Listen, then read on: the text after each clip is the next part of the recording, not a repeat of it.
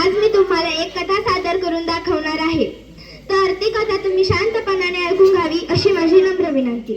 श्री गणेशाचा जन्म कसा झाला?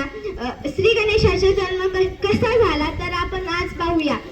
देवी पार्वतीच्या दोन सख्या होत्या, जया आणि विजया। ते दोघी अत्यंत सदाचारी आणि विवेकी होत्या। एके दिवशी त्या पार्वतीला म्हणाल्या, पार्वती, शिवजींचे इतके गण आहेत परंतु तुझा एकही गण नाही। त्यावेळेस देवी पार्वती आश्चर्याने म्हणाली, आपल्याकडे कितीतरी करोडो गण आहेत, ते आपल्या आज्ञेस कायम तत्पर राहतात, तर दुसऱ्या वेगळ्या गणाची आवश्यकता कशाला आहे आपल्याला? तर त्यावेळेस त्या सख्या म्हणाल्या, ते सगळे शिवजींचे गण आहेत, त्यांना तुझ्यापेक्षा शिवजींची आज्ञा जास्त महत्वाची वाटते। तर पार्वतीने ते बोलणं ऐकलं आणि थोड्या वेळानंतर सोडून दिलं।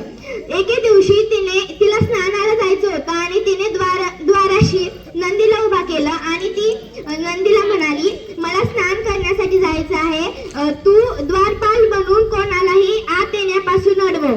तर तो म्हणाला, हो माते। नंतर तेवढ्याच तेथे शंकर आले आणि आत जाऊ लागले।